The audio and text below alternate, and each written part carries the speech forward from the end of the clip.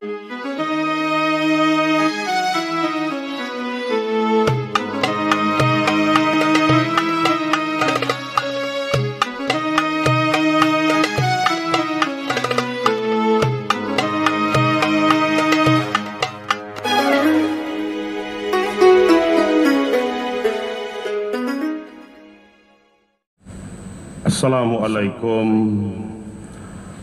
warahmatullahi wabarakatuh. Alhamdulillahi rabbil alamin. Wassalatu wassalamu ala asrafil anbiya'i wal mursalin wa ala alihi wa sahbihi ajma'in. Amma ba'du, Bapak dan Ibu kaum muslimin jemaah salat zuhur yang dirahmati Allah. Suatu hari diriwayatkan Rasulullah berada di salah satu rumah orang Ansor di kota Madinah. Beberapa orang sahabat beliau mendampingi dan ikut di rumah itu. Tiba-tiba ada suara memanggil dari depan rumah. Penghuni rumah, izinkan aku untuk masuk ke dalam, karena kedatanganku sangat dibutuhkan. Para sahabat saling pandang. Apa kata Rasulullah? Ada ndak yang tahu di antara kamu semua siapa yang berada di luar tersebut yang ingin masuk ke dalam rumah ini? Para sahabat menjawab, hanya Allah dan Rasulnya yang tahu. Kami tidak mengerti apa-apa, tidak tahu tentang itu.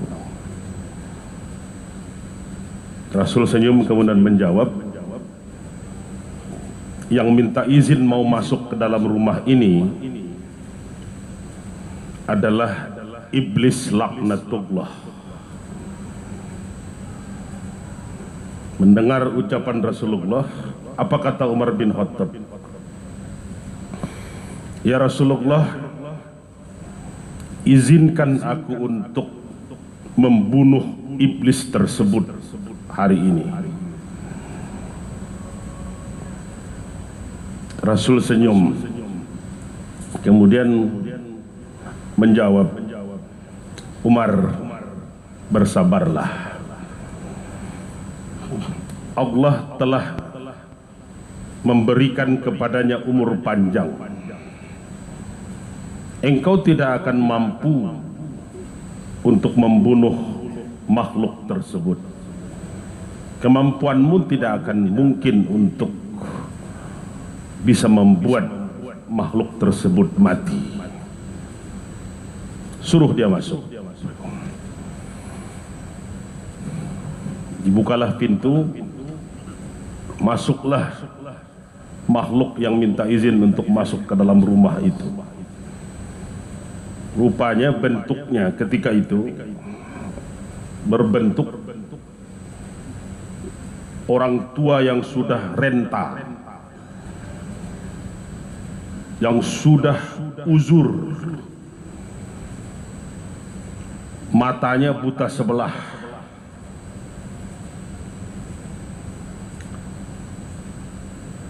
lalu janggutnya ada 7 helai, panjang seperti rambut kuda. Alisnya tidak ke samping, tapi mencuat ke atas. Diriwayatkan oleh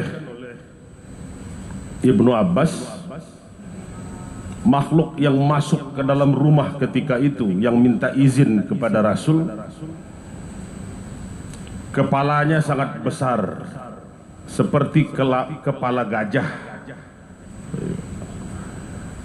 lalu ada taringnya seperti taring babi. Kalau gajah ada gadingnya, ini kepalanya kepala gajah, tapi taringnya taring babi. Bapak saudara mungkin bisa membedakan mana yang model gading, mana yang model taring babi. Bibirnya besar, kata Ibnu Abbas, seperti bibir kerbau. Itulah yang hadir dan masuk ke dalam rumah yang diizinkan oleh Rasul ketika itu. Apa kata iblis ini? Assalamu alayka ya Rasulullah, assalamu alaikum ya jamiatul muslimin. Rasul tidak menjawab. Saya datang kemari bukan karena keinginanku,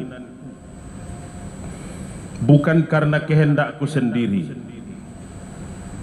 tapi aku diperintahkan oleh Allah dan aku harus melaksanakan perintah itu.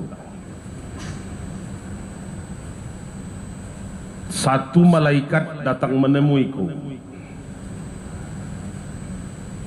menyuruhku atas perintah Allah untuk menemui engkau ya Rasulullah.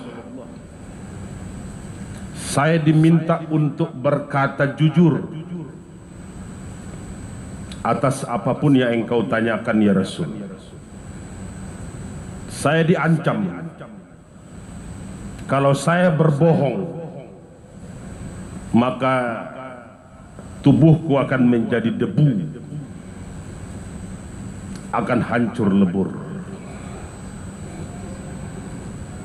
Apa kata Rasul? Kalau engkau memang diperintahkan datang kemari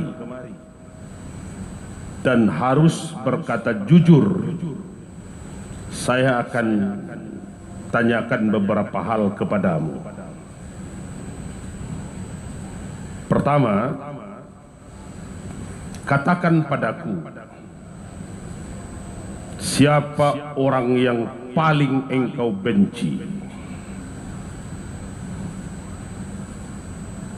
Apa jawab iblis laknatullah itu? Orang yang paling aku benci di muka bumi ini, anta ya Muhammad, engkaulah adanya ya Muhammad, dan orang-orang yang mengikutimu. Engkaulah musuhku paling besar, engkaulah musuh abadiku bersama orang-orang yang mengikutimu. Bapak saudara, kalau kita masih mengakui dan merasa umat Muhammad, berarti kitalah sebenarnya target utama, musuh paling besar setelah wafatnya Rasulullah. Rasul menjadi musuh terbesar karena beliau adalah rahmatan lil alamin. Sedangkan kita termasuk orang-orang yang mengikuti Rasulullah, umatnya, orang-orang yang mengaku bersama dengannya. Inilah yang harus jadi bahan renungan kita ketika momentum di tahun ini sudah mendekati bulan Rabiul Awal. Satu pertanyaan dalam Al-Quran untuk kita semua, Saya tidak melanjutkan kisah yang tadi. Cukup nomor satunya aja dulu. Nah, waktu kita terbatas. Siang ini bahan muhasabah kita adalah surat Ali Imran 144. Wa ma Muhammadun illa rasul qad khalat min qablihir rusul apa immata au kutilang qalabatum ala aqabikum wa may yanqalib ala aqibaih fala yadurrullaha syai'a wa sayajzillahu syakirin. Muhammad itu tidak lain hanyalah seorang rasul. Dia bukan anak, bukan titisan, bukan keluarga, bukan famili. Dia memang utusan yang diutus. Qad khalat min qablihir rusul. Sungguh sebelumnya telah berlalu beberapa orang rasul terdahulu. Dia bukan yang pertama, dia bukan yang awal, dia bukan yang mula-mula datang. Ada nabi dan rasul sebelumnya. Pertanyaan untuk kita semua, Allah sebenarnya yang bertanya, bukan rasul yang bertanya. Apa immata au kutilang qalabatum ala aqabikum. Apakah kalau rasulmu itu telah wafat, beliau telah menghadap yang maha kuasa, berangkat menghadap yang maha kuasa, telah terpisah ruh dengan jasadnya. Kalau dia telah wafat, apakah kamu akan berbalik lagi ke belakang? Kamu akan murtad, kamu akan fasik, kamu akan kembali ke zaman jahiliyah. Apa immata au kutilang qalabatum ala aqabikum. Apakah kalau rasulmu itu telah wafat, tidak lagi bersama denganmu, tidak lagi engkau lihat wajahnya, tidak lagi engkau dengar dia menyampaikan wahyu, beliau telah berangkat menghadap Tuhannya, apakah engkau akan kembali berbalik ke belakang? Wa may yanqalib ala aqibaih, siapapun di antara kamu yang berbalik ke belakang, kembali murtad, kembali musyrik, kembali fasik, kembali jahiliyah, fala yadurrullaha syai'a, tidak ada satupun mudarat yang kamu buat dan bisa kamu lakukan terhadap Allah. Wa sayajzillahu syakirin, Allah akan memberikan balasan kebaikan yang berlipat ganda kepada orang-orang yang mampu untuk bersyukur. Nah, kita tidak sempat bertemu dengan Rasulullah, tidak kita dengar beliau membacakan wahyu, tapi kita mengaku sebagai umatnya. Di momentum yang sudah mendekati bulan Rabiul Awal pada tahun ini, kita mesti tahu bahwa musuh paling besar, musuh abadi dari iblis, bapak moyangnya setan, adalah Nabi Muhammad dan orang-orang yang mengikutinya. Kita berhadapan dengan tentara yang tidak terlihat, dengan pasukan yang tidak nampak. Kalau ada musuh, jelas musuhnya itu terlihat, masih lumayan. Ini tidak terlihat. Lalu bagaimana solusinya kita bisa selamat?